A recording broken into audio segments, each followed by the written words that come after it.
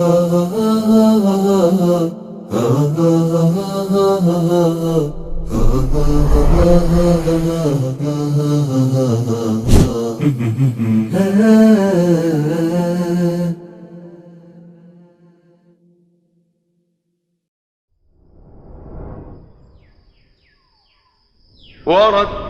القرآن ترتيلا.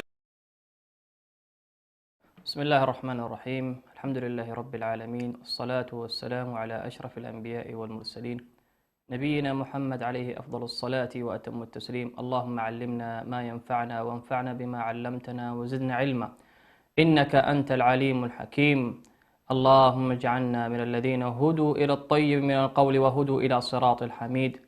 اللهم افتح بيننا وبين قومنا بالحق وأنت خير الفاتحين. أما بعد، أهل القرآن هم أهل الله وخاصته، وخصهم ربنا عز وجل بالخيرية، والتي تجعلهم في مقدمات الصفوف في الدنيا وتجعلهم سادة الدنيا والآخرة.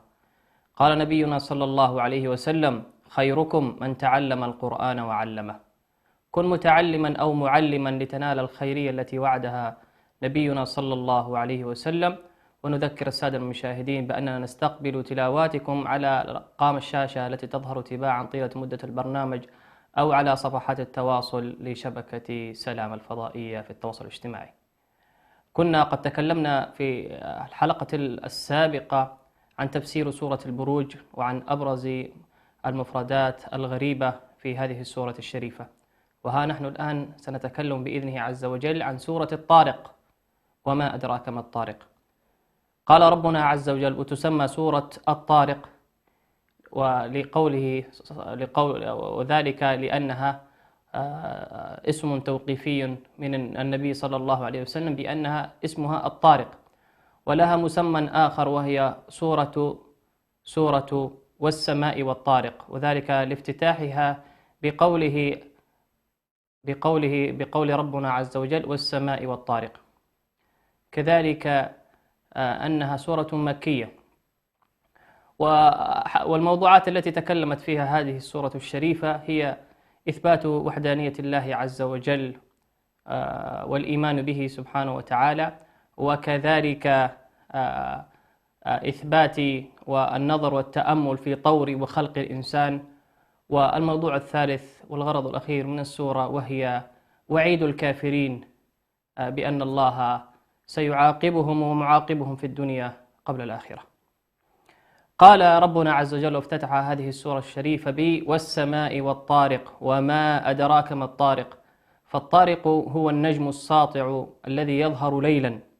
وما أدراك ما الطارق النجم الثاقب، وهو النجم الذي يسطع نوره نورا شديدا ويظهر في الليل. إن كل نفس لما عليها حافظ. وربنا عز وجل أقسم بأن لكل كائن حي ملائكة يحفظونه. كائن حي أعني من الإنس من الجن، كافرا كان أم مؤمنا، وكل نفس تدب فيها الحياة. إن كل نفس جنس النفس لما عليها حافظ، أي يحفظونها من أمر الله، وهم الملائكة. وربنا عز وجل خلق ملائكة لبني آدم يحفظونه ويحرسونه. قال ربنا عز وجل: يحفظونه من أمر الله في سورة إبراهيم عن الملائكة: إن الله لا يغير ما بقوم حتى يغيروا ما بأنفسهم. وقال ربنا عز وجل عنهم في سورة قاف: ما يلفظ من قول إلا لديه رقيب عتيد. وهم الملائكة التي تكتب الحسنات عن اليمين وعن الشمال بالأعمال السيئة. ولذلك حري بالإنسان أن يحفظ كلامه، وأن يتقي الله رب عز وجل ما استطاع، فإن اللسان هو الذي يورد المهالك، كما حكى غير واحد من السلف. قال ربنا عز وجل: فلينظر الإنسان مما خلق. ونظر الإنسان إلى نفسه وعجيب صنع الله عز وجل في خلقها لأمر عجيب. ربنا عز وجل قال: لقد خلقنا الإنسان في أحسن تقويم، أي في أفضل تركيب وأفضل هيئة وخلقة. وربنا عز وجل قد بث في هذا الكتاب الكريم العزيز أن ينظر الإنسان إلى نفسه أولا، وهي آية على وحدانيته سبحانه وتعالى. قال ربنا: وفي أنفسكم أفلا تبصرون. أنفسكم أفلا تبصرون، انظر إلى نفسك. وفي الحديث وفي الأثر عن عبد من عباد الله يأتي يخير بين نعمة البصر في يوم القيامة وبين أعماله التي عملها طيلة مدة حياته، فتطيش نعمة من نعم الله عز وجل وهي نعمة البصر، يطيش بها الميزان، ترتفع هذه النعمة، لأن الله عز وجل خلق هذه الخلقة وهذه النفس فأبدعها وأحسن صنعها سبحانه وتعالى. وإن تعدوا نعمة الله لا تحصوها. ومن أبرز جوانب التفكر والتأمل في كتاب الله عز وجل وحثنا ربنا فيها وهي التفكر في النفس. التفكر في النفس، التفكر في النفس. قال ربنا: خلق من ماء دافق، أي هذا الإنسان يخرج من بين الصلب والترائب. خلق من ماء دافق، من مني يمنى ومن نطفة إذا تمنى، كلها كلامه سبحانه وتعالى. خلق من ماء دافق يخرج من صلب الرجل ويخرج من عظام الصدر، كما حكى غير واحد من المفسرين. إنه على رجعه لقادر، وهي إثبات على البعث والنشور، أي ربنا عز وجل قادر سبحانه وتعالى على أن يعيد الإنسان بعد ويحييه بعد مماته سبحانه وتعالى، وهو دليل على وحدانيته سبحانه وتعالى والإيمان به، وهو الإيمان بالبعث والنشور الذي أمرنا بذلك في كتابه سبحانه وتعالى. إنه على رجعه لقادر.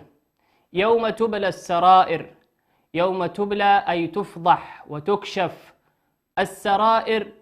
قال غير واحد من المفسرين وهو الإمام ابن القيم قال: لطيفة من لطائف الله سبحانه وتعالى أن يعبر عن الأعمال بالسرائر، لأن من أصلح سريرته كانت له عمل صالح وظهر أثره على وجهه نورا واستبشارا وسرورا، ومن كانت سريرته سيئة ظهرت على أعماله فكانت سيئة وظهر على وجهه فكان مسودا من أثر المعصية.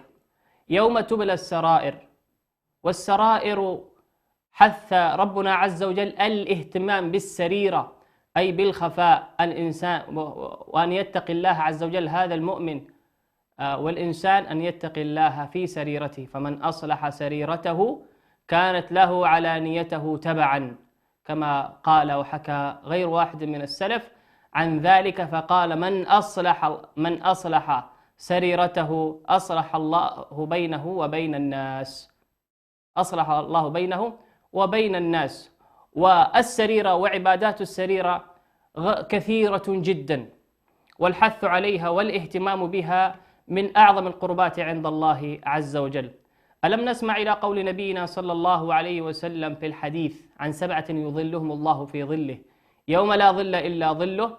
قال نبينا صلى الله عليه وسلم: جعلنا الله إياكم من ذلك من 7 الذين يظلهم الله في عرشه يوم لا ظل إلا ظله.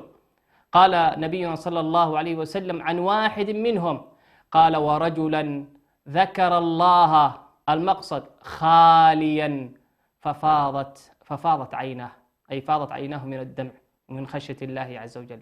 رجل ذكر الله خاليا ففاضت عيناه. والاهتمام بالسريرة أيما اهتمام في الشريعة، ونبينا صلى الله عليه وسلم كان يحث على الاهتمام بالسريرة واهتمام على صدقة السر. يقول ربنا عز وجل عن الصدقات، ولنأخذ هذا المغزى العجيب. قال ربنا عز وجل: إن تبدوا الصدقات فنعم ما هي، وإن تخفوها، هذا سر، وتؤتوها الفقراء فهو خير لكم ويكفر عنكم من سيئاتكم والله بما تعملون خبير. أعظم القربات عند الله وهي النفقة وهو الإنفاق، وأعظم الإنفاق ما كان سرا، وأعظم من ذلك ما كان سرا من غير منة. قال ربنا عز وجل في نفس السورة، سورة البقرة، قال الذين ينفقون أموالهم بالليل والنهار سرا وجهرا. الذين ينفقون أموالهم بالليل والنهار سرا وجهرا فلا خوف عليهم ولا هم يحزنون. النفقة أبرز أمر من أمور الدنيا الإنفاق والصدقة والعطاء، ولذلك حري بالإنسان أن يعنى بسريرته. وكذلك من الأثر الذي ورد في الاهتمام بالسريرة أي بالأعمال الصالحة سرا وحذر منه نبينا صلى الله عليه وسلم حديث ثوبان رضي الله تعالى عنه عن النبي صلى الله عليه وسلم قال أول من تسعر بهم النار يوم القيامة ثلاث، قال منهم الحافظ لكتاب الله والمنفق في سبيل الله والمقاتل في سبيل الله. كل واحد منهم كل فئة تخاطب ربها سبحانه وتعالى يا رب قتلت فيك، قال يقول ربنا عز وجل كذبت، قتلت ليقال لك جريء أي شجاع. وحافظ القرآن يقول يا رب قرأت فيك، فيقول ربنا عز وجل كذبت، قرأت ليقال لك قارئ. والمنفق في سبيل الله فيما يبدو للناس يقول يا رب أنفقت فيك، قال كذبت أنفقت ليقال لك منفق وكريم. ولذلك حري بالإنسان أن يعنى بسريرته. ومن العبادات التي تغذي حسن السريرة هي الإخلاص لله عز وجل، أن يخلص العبد عمله ديمة طيلة ليله ونهاره، حتى في عاداته كما قال معاذ بن جبل، حتى في نومته وأكلته وشربته، أن يخلص النية لله عز وجل، وأن يكون هذا العمل وهذه العادة أن تكون لله سبحانه وتعالى. قال ربنا فما له من قوة ولا ناصر. قال الإمام البغوي رحمه الله نفى الله سبحانه وتعالى عنه كل الأسباب الداخلية والخارجية، فأما السبب الداخلي فما له من قوة في نفسه، ما له من قوة، لا يستطيع أن يدافع عن نفسه أو يدفع عن نفسه العذاب يوم القيامة والمهانة والذل والصغار. قال فما له من قوة سبب داخلي ولا ناصر وهو السبب الخارجي الذي يرقبه. قال ربنا عز وجل بعد ذلك عن وحدانيته سبحانه وتعالى والسماء ذات الرجع، أي السماء التي تمطر وتهطل ليل نهار، وهي من كرمه ورحمته سبحانه وتعالى إنزال المطر على الخلق والعباد فيحيي به الأرض بعد موتها سبحانه وتعالى. قال ربنا والأرض ذات الصدع، كما أن ربنا عز وجل قد هيأ السماء بالمطر محملة مثقلة بالماء ورحمته سبحانه وتعالى، كذلك هيأ الأرض وشق فيها شقا. لماذا؟ لينبت فيها حبا وعنبا وقضبا وزيتونا ونخلا وحدائق غلبا وفاكهة وأبا متاعا لكم ولأنعامكم. هيأ الله عز وجل هذه الأرض لنعيشها، وبسطها ومهدها سبحانه وتعالى وفرشها لبني آدم ليعمروها بما أراده الله سبحانه وتعالى. هو استعمركم في الأرض واستخلفكم فيها. قال ربنا عز وجل بعد ذلك إنه لقول فصل، أي كل ما قيل في هذه السورة الكريمة إنه لقول فصل أي جد ليس لعب ولا مزح، وما هو بالهزل، إنهم يكيدون. وفي المقطع الأخير من هذه السورة الشريفة توعد ربنا عز وجل الكافرين بأن سنته جارية وباقية، بأنه يمهلهم، ولكن إذا أخذهم أخذ عزيز مقتدر. قال ربنا عنهم: إنهم يكيدون كيدا، أي أن الكافرين والمنافقين لا يملون، ينفقون ساعات ليلهم ونهارهم في هدم هذا الدين، ولكن الله عز وجل من فوقهم. إنهم يكيدون كيدا، ويكيد سبحانه وتعالى كيدا لكيدهم. فمهل الكافرين، أي فأنظرهم وأعطهم وقت. فمهل الكافرين يا محمد، أمهلهم رويدا، وإذا أخذتهم أخذ عزيز مقتدر. ربنا سبحانه وتعالى قد فرض سنة بأن لكل أمة أجل، فإذا جاء أجلهم أي عذابهم أو وفاتهم أو أي أمر قد قضاه الله عز وجل بأن يفنوا، لكل أمة أجل، فإذا جاء أجلهم فلا يستأخرون ساعة ولا يستقدمون. هذه السورة الشريفة وهي سورة الطارق.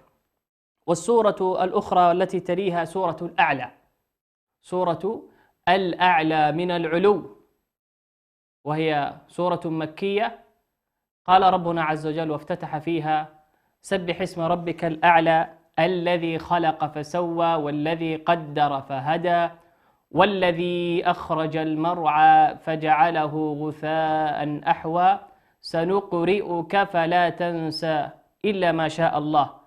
وموضوعات هذه السورة الشريفة الكريمة أن ربنا عز وجل ذكر في مطلعها بسبح اسم ربك الأعلى، والتسبيح هو تنزيه الرب سبحانه وتعالى عن النقائص. تعالى الله وتنزه علوا كبيرا سبحانه وتعالى. الأعلى، ربنا عز وجل هو الأعلى في كل شيء، وعلوه علو القدر وعلو الذات وعلو القهر. قال ربنا والتسبيح أمرنا الله عز وجل عبادة شريفة كريمة، أمرنا الله عز وجل أن نسبحه ليل نهار، والملائكة لا يفترون عن تسبيحه وتنزيهه سبحانه وتعالى. قال ربنا عنهم: يسبحونه وله يسجدون. وقال أيضا: يسبحون له بالليل والنهار وهم لا يسأمون، أي لا يفترون عن كثرة تسبيحه سبحانه وتعالى. والتسبيح أمرنا ربنا عز وجل وأمرنا نبينا صلى الله عليه وسلم أن نقول في ركوعنا سبحان ربي العظيم، وأن نقول في سجودنا سبحان ربي الأعلى. وربنا عز وجل أمرنا أن نسبحه آناء الليل وأطراف النهار. وقال نبينا صلى الله عليه وسلم حكاية عن مقابلته لإبراهيم عليه السلام: يا محمد، في الحديث الشريف قال: وأخبرهم بأن الجنة قيعان وتربتها وغراسها، في الحديث الشريف الصحيح قال: وتربتها وغراسها سبحان الله والحمد لله ولا إله إلا الله والله أكبر. وقال نبينا صلى الله عليه وسلم: من قال سبحان الله غرست له نخلة من الجنة. قال ربنا عز وجل: سبح اسم ربك الأعلى الذي خلق فسوى، أي خلق الإنسان وكل كائن حي فسواه وأحسن خلقته، فتعالى الله أحسن الخالقين، فتبارك الله أحسن الخالقين. ولذلك حري ألا أن يثق الإنسان في نفسه وخلقته، فالله عز وجل أعدل العادلين وأكرم الأكرمين وأحسن الخالقين، خلق كل إنسان فسواه وأحسن خلقته وأحسن تركيبه سبحانه وتعالى. قال ربنا: الذي خلق فسوى والذي قدر فهدى، أي قدر الله عز وجل لكل إنسان طريقي الخير والشر. قال ربنا عز وجل: وهديناه النجدين، أي طريقي الخير والشر. والذي قدر فهدى، والموفق من هداه ربنا عز وجل إلى طريق الإسلام، والموفق من هداه إلى طريق الإيمان والعمل الصالح. وقوله ربنا عز وجل: والذي أخرج المرعى فجعله غثاء أحوى. أخرج المرعى أي جعل الأرض خضرة نضرة سبحانه وتعالى بعد إنزال الماء عليها فأصبحت مخضرة سبحانه وتعالى. قال ربنا بعدها فجعله غثاء أحوى. كذلك من سنته أن الأرض تخضر ثم تيبس ثم تخضر ثم تيبس وتكون غثاء أحوى، أي تكون الأرض خالية يابسة لا فيها مطر، وربنا عز وجل لإثبات وحدانيته ينزل المطر بقدر ما يشاء إنه على كل شيء قدير. وهكذا هي سنة الحياة كما قال ابن تيمية رحمه الله، طورا في طور طورا في طور. وهكذا سنة الإنسان أن يكون على طاعة ثم يصيبه فتور فيحيي به الأرض بعد موتها، أرض قلبه يحييه ربنا عز وجل بوابل الإيمان والعمل الصالح. قال ربنا عز وجل عنها بعد ذلك سنقرئك يا محمد، سنقرئك هذا الكتاب، سنقرئك فلا تنسى إلا ما شاء الله. ولنا وقفة هنا مع كتاب الله عز وجل. ربنا عز وجل أنزل هذا الكتاب وتكفل بحفظه سبحانه وتعالى، وأمرنا أن نتلوه آناء الليل وأطراف النهار، وحثنا فيه نبينا صلى الله عليه وسلم على حفظه وتلاوته، وأرانا وأبان لنا السبيل والطريق نبينا صلى الله عليه وسلم بأن حافظ القرآن وتاليه مع السفر الكرام البررة، وأن له الخيرية في الدنيا والآخرة كما تقدم في حلقات هذا البرنامج. قال ربنا سنقرئك فلا تنسى إلا ما شاء الله إنه يعلم الجهر وما يخفى. إن كان الله سبحانه وتعالى يحفظ كتابه وكلامه فلماذا نحفظ؟ ولماذا نقرأ؟ ولماذا نحرص؟ كل ذلك يلبسه الشيطان على بني آدم والعبد الصالح، أن لا تتلو القرآن، أن تباطأ عن حفظه وعن تدبره وعن العمل به. ولذلك الهجر في القرآن كما ذكر وتقدم قلنا والهجر خمسة أصناف، من أبرزها الحفظ والتدبر والعمل والتحاكم والاستشفاء، كل ذلك من هجر القرآن الكريم. قال سنقرئك فلا تنسى، أي أكثر يا محمد من قراءة كلام الله عز وجل، فلا تنسى إلا ما شاء الله، وما أنسانيه إلا الشيطان أن أذكره، ولا تقول لشيء إني فاعل ذلك غدا إلا ما شاء الله. والسبيل إلى حفظ كتاب الله عز وجل بكثرة ترداده يزداد فيك تجملا. أكثر من قراءة القرآن آناء الليل وأطراف النهار، واعمل به وتدبره، لأن كتاب الله عز وجل أنزل ليتدبر، فإذا تدبر كان صاحبه مباركا لأن سقاه من كتاب مبارك، كتاب أنزلناه إليك مبارك في كل شيء، مبارك في وقته، مبارك في العمل به، مبارك في الأخذ بحظه. قال ربنا إلا ما شاء الله إنه يعلم الجهر وما يخفى. جعل الله إياكم من أهل القرآن الذين هم أهل الله وخاصته. فاصل أعزائي المشاهدين ثم نواصل. ورتل القرآن ترتيلا.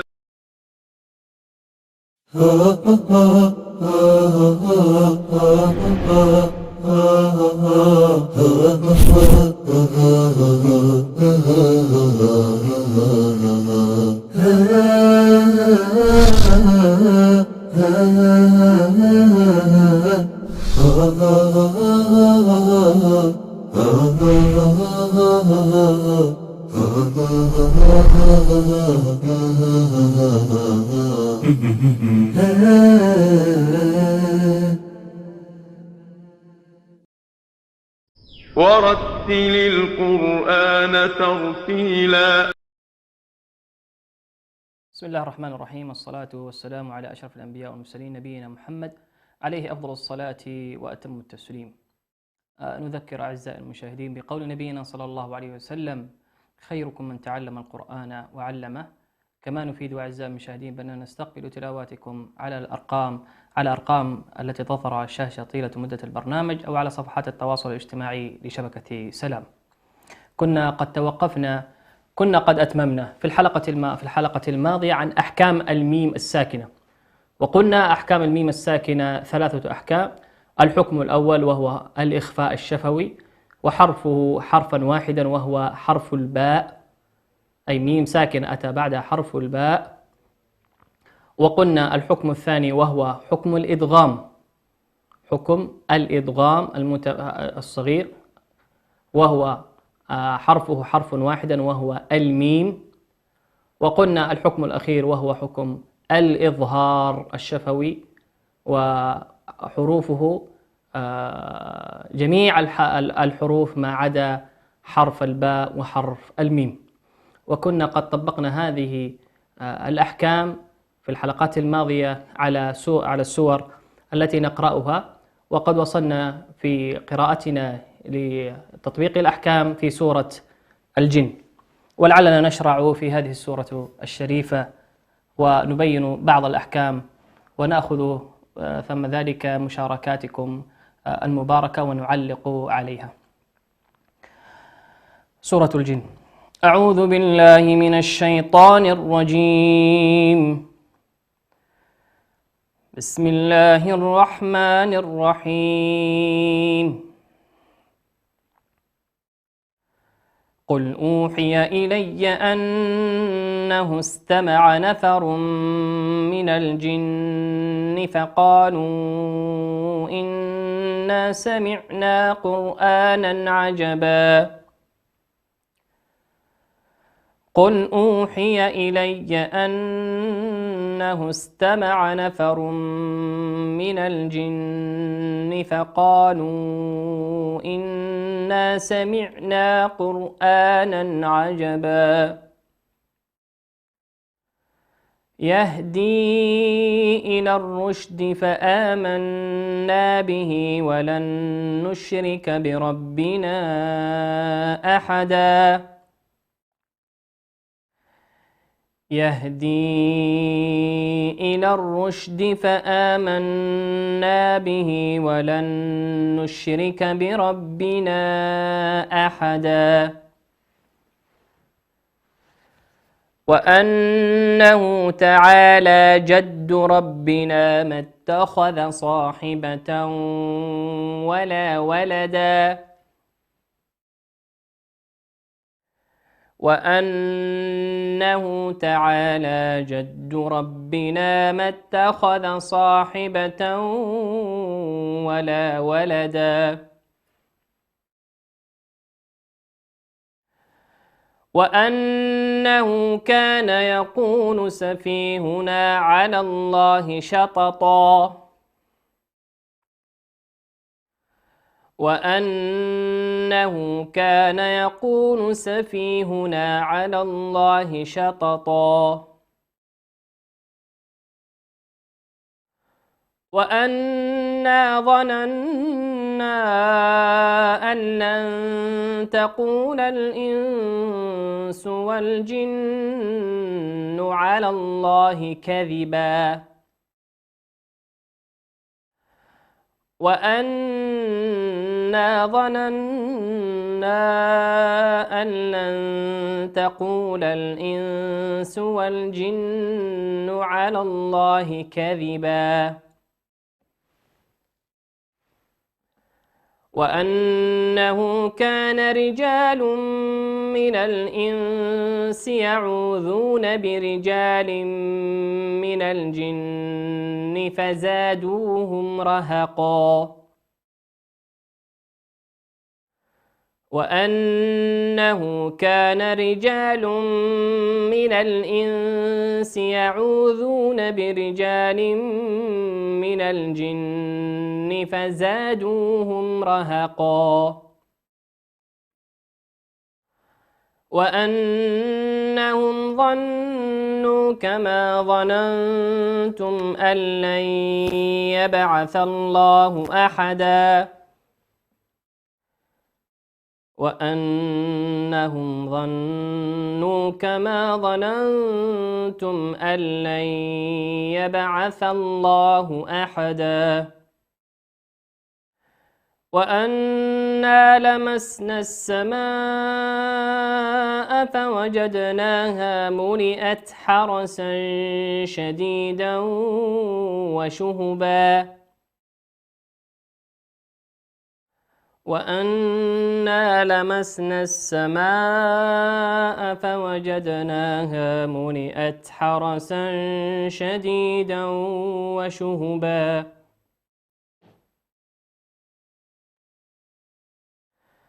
وأنا كنا نقعد منها مقاعد للسمع فمن يستمع الآن يجد له شهابا رصدا وأنا كنا نقعد منها مقاعد للسمع فمن يستمع الآن يجد له شهابا رصدا وأنا لا ندري أشر أريد بمن في الأرض أم أراد بهم ربهم رشدا وأنا لا ندري أشر أريد بمن في الأرض أم أراد بهم ربهم رشدا وأنا منا الصالحون ومنا دون ذلك كنا طرائق قددا وأنا منا الصالحون ومنا دون ذلك كنا طرائق قددا وأنا ظننا أن لن نعجز الله في الأرض ولن نعجزه هربا وأنا ظننا أن لن نعجز الله في الأرض ولن نعجزه هربا وأنا لما سمعنا الهدى آمنا به فمن يؤمن بربه فلا يخاف بخسا ولا رهقا وأنا لما سمعنا الهدى آمنا به فمن يؤمن بربه فلا يخاف بخسا ولا رهقا وأنا منا المسلمون ومنا القاسطون فمن أسلم فأولئك تحروا رشدا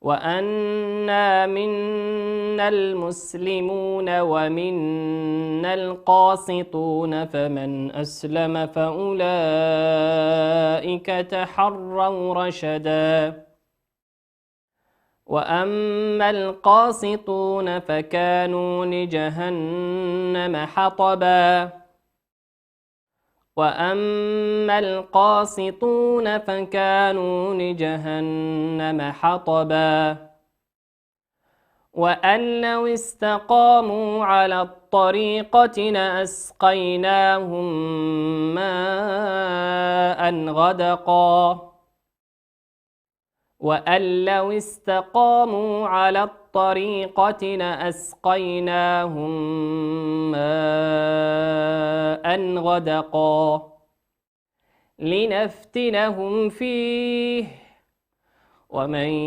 يعرض عن ذكر ربه يسلكه عذابا صعدا لنفتنهم فيه ومن يعرض عن ذكر ربه يسلكه عذابا صعدا وأن المساجد لله فلا تدعوا مع الله أحدا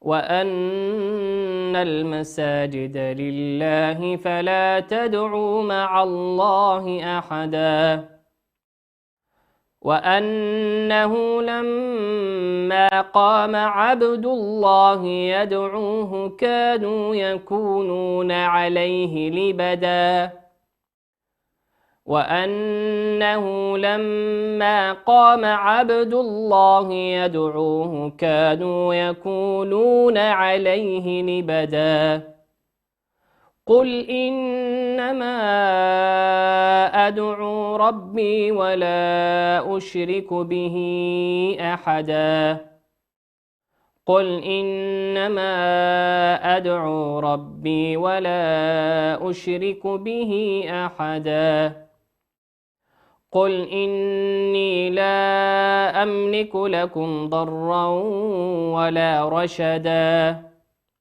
قل إني لا أملك لكم ضرا ولا رشدا قل إني لن يجيرني من الله أحد ولن أجد من دونه ملتحدا قل إني لن يجيرني من الله أحد ولن أجد من دونه ملتحدا إلا بلاغا من الله ورسالاته ومن يعص الله ورسوله فإن له نار جهنم خالدين فيها أبدا إلا بلاغا من الله ورسوله إلا بلاغا من الله ورسالاته ومن يعص الله ورسوله فإن له نار جهنم خالدين فيها أبدا حتى إذا رأوا ما يوعدون فسيعلمون من أضعف ناصرا وأقل عددا حتى إذا رأوا ما يوعدون فسيعلمون من أضعف ناصرا وأقل عددا قل إن أدري أقريب ما توعدون أم يجعل له ربي أمدا قل إن أدري أقريب ما توعدون أم يجعل له ربي أمدا عالم الغيب فلا يظهر على غيبه أحدا عالم الغيب فلا يظهر على غيبه أحدا إلا من ارتضى من رسول فإنه يسلك من بين يديه ومن خلفه رصدا إلا من ارتضى من رسول فإنه يسلك من بين يديه ومن خلفه رصدا ليعلم أن قد أبلغوا رسالات ربهم وأحاط بما لديهم وأحصى كل شيء عددا ليعلم أن قد أبلغوا رسالات ربهم وأحاط بما لديهم وأحصى كل شيء عددا. هذه السورة الشريفة الكريمة سورة الجن، لعلنا نقف لعلنا نقف مع بعض أحكام التجويد، ومن قبلها نأخذ بعض من مشاركاتكم المباركة. أعوذ بالله من الشيطان الرجيم. بسم الله الرحمن الرحيم. والسماء والطارق وما أدراك ما الطارق النجم الثاقب. إن كل نفس لما عليها حافظ فلينظر الإنسان مما خلق من ماء دافق يخرج من بين الصلب والترائب. إن على رجعه لقادر يوم تبلى السرائر فما له من قوة ولا ناصر. والسماء ذات الرجع والأرض ذات الصدع إنه لقول فصل وما هو بالهزل. إنهم يكيدون كيدا وأكيد كيدا فمهل الكافرين أمهلهم رويدا. أحسنت بارك الله فيك. والآن نأخذ مشاركة أخرى. أعوذ بالله من الشيطان الرجيم. بسم الله الرحمن الرحيم. هل أتى على الإنسان حين من الدهر لم يكن شيئا مذكورا. إنا خلقنا الإنسان من نطفة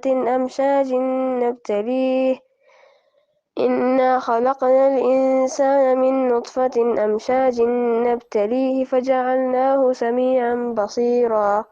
إنا هديناه السبيل إما شاكرا وإما كفورا. إنا أعتدنا للكافرين سلاسل وأغلال وسعيرا. إن الأبرار يشربون من كأس كان مزاجها كافورا. عينا يشرب بها عباد الله يفجرونها تفجيرا. يوفون بالنذر ويخافون يوما كان شره مستطيرا. ويطعمون الطعام على حبه مسكينا ويتيما واسيرا. إنما نطعمكم لوجه الله لا نريد منكم جزاء ولا شكورا. إنا نخاف من ربنا يوما عبوسا قمطريرا. فوقاهم الله شر ذلك اليوم ولقاهم نضرة وسرورا. وجزاؤهم بما صبروا جنة وحريرا. متكئين فيها على الأرائك لا يرون فيها شمسا ولا زمهريرا. ودانية عليهم ظلالها وذللت قطوفها تذليلا. ويطاف عليهم بآنية من فضة وأكواب كانت قوارير من فضة قدروها تقديرا. ويسقون فيها كأسا كان مزاجها زنجبيلا. عينا فيها تسمى سلسبيلا. ويطوف عليهم ولدان مخلدون إذا رأيتهم حسبتهم لؤلؤا منثورا. وإذا رأيت ثم رأيت نعيما وملكا كبيرا.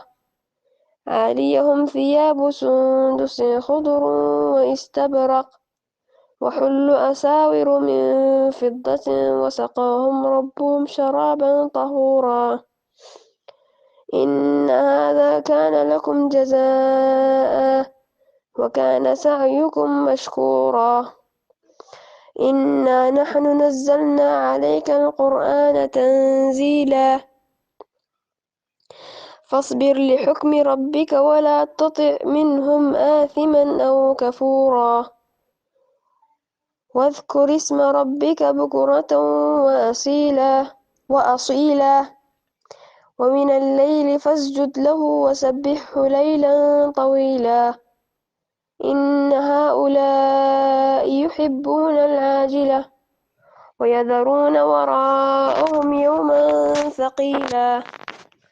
نحن خلقناهم وشددنا أسرهم وإذا شئنا بدلنا أمثالهم تبديلا إن هذه تذكرة فمن شاء اتخذ إلى ربه سبيلا وما تشاءون إلا أن يشاء الله إن الله كان عليما حكيما يدخل من يشاء في رحمته والظالمين أعد لهم عذابا أليما صدق الله العظيم. أحسنت بارك الله فيك، وجعلنا الله وإياك من أهل القرآن الذين هم أهل الله وخاصته. بعض التنبيهات السريعة على التلاوتين المباركتين. يحتاج العناية بأحكام النون الساكنة والتي سبق أن أتممناها في الحلقات الماضية من هذا البرنامج المبارك. أحكام النون الساكنة، حكم الإظهار، حكم الإخفاء، حكم الإقلاب، حكم الإدغام، يحتاج مراجعة نهتم فيها. كذلك يعني أحث على حسن التلاوة والمداومة على تلاوة كلام الله عز وجل، وأن يكون من الذين نشأوا على طاعة الله عز وجل. وخير ما تحفظ به الأعمار كتاب الله عز وجل. حفظكم الله وجعلكم من أهل القرآن. لعلنا نأخذ بعض أحكام التجويد في سورة الجن. قول ربنا سبحانه وتعالى: قل أوحي إلي أنه استمع نفر من الجن. وقلنا تنوين أتى بعده حرف الميم، والميم من حروف الإدغام بغنة. وقول ربنا عز وجل: قرآنا عجبا، تنوين أتى بعده حرف الهمزة، والهمزة من حروف الإظهار، نظهرها كما هي: قرآنا عجبا. وقول ربنا سبحانه وتعالى: ولن نشرك بربنا أحدا. ولن نون ساكنة أتى بعدها حرف النون في كلمة نشرك، والنون من حروف الإدغام بغنة، ندغمها بمقدار حركتين ونقول ولن نشرك.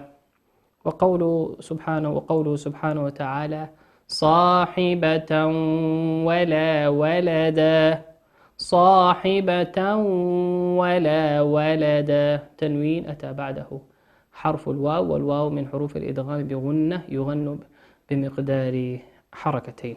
لعلنا نقف في هذه الآية ونكمل تعليقنا بإذن الله عز وجل في الحلقة السابقة. أسأل الله الكريم العزيز الجليل أن يجعلنا الله وإياكم من أهل القرآن الذين هم أهله وخاصته. إلى لقاء آخر أعزائي المشاهدين، أدعكم في حفظ الله ورعايته، والسلام عليكم ورحمة الله وبركاته. ورتل القرآن ترتيلا.